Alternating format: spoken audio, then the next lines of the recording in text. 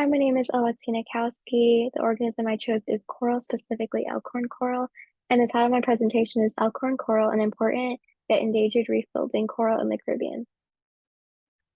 This is my table of contents. I'm going to introduce my coral more in depth, discuss its habitat, food intake, predator-prey relationship, evolved traits, tree of life, diagrams, its effects on the ecosystem and humanity, and my sources.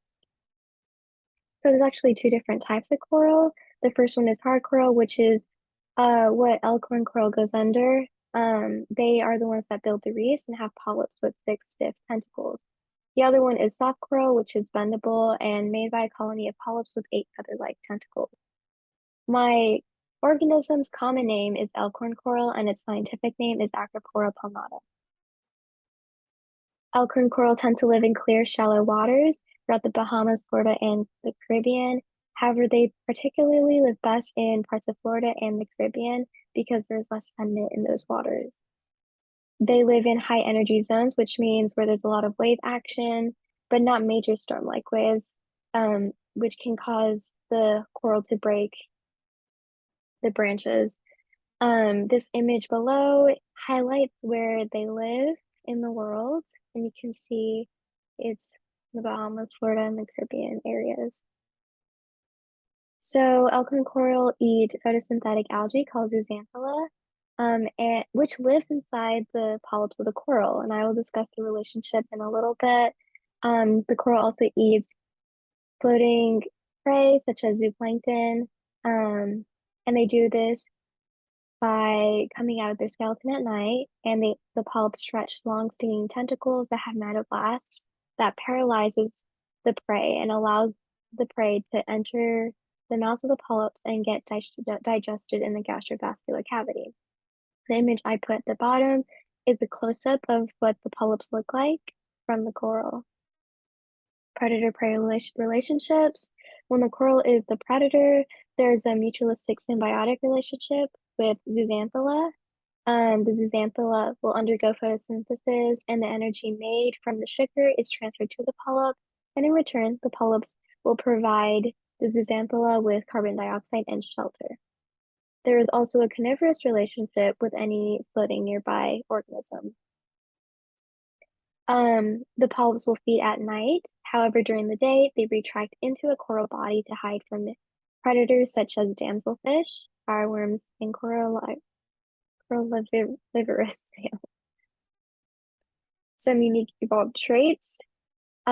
Actually, this is really interesting, but the symbiosis with Zooxanthellae and its colonial ancestor actually dates back to the late Triassic period. And this ancestor actually lived in deeper waters. Now the coral lives in shallow waters.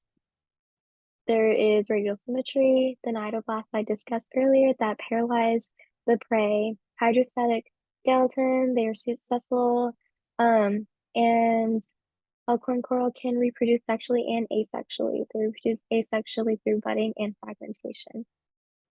They are the fastest growing corals and can grow up to 5 inches per year. They have a calcium carbonate exoskeleton, and they are simultaneous hermaphrodites, which means that all polyps in a colony will produce sperm, while other colonies will have polyps that produce only eggs. So there's no self-fertilization within this organism. And they reproduce once per year after a full moon in the late summer, and this phenomenon is called broadcast spawning. This is the tree of life of Elkhorn coral.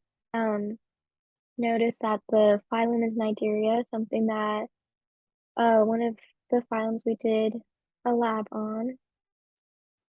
This diagram right here is the one that I drew. Notice the golden tan brown color due to the algae and the antler-like structure. The Elkhorn coral can grow in thickets, and all the polyps within the same colony will be clones of each other. And these colonies can grow at least 6 feet in height and 12 feet in diameter. This close-up was inserted so you can see a little bit of the polyps. Effects on the ecosystem and humanity.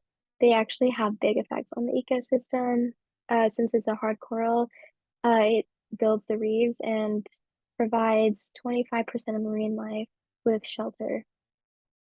They tend to represent the health of the marine ecosystem. When there's a lot of coral, you know that there's going to be a lot of marine life. Hardcore coral also help with the calcium bicarbonate system and reduce ocean acidification. However, due to disease, water pollution, coral bleaching, rising ocean temperatures, and global warming, the Elkhorn coral have been diminishing and may go extinct. They also have big effects on humanity through ecotourism, coastal fisheries, pet trade, and research. These are my sources, and these right here are the websites that had the images that I included within my presentation. Thank you.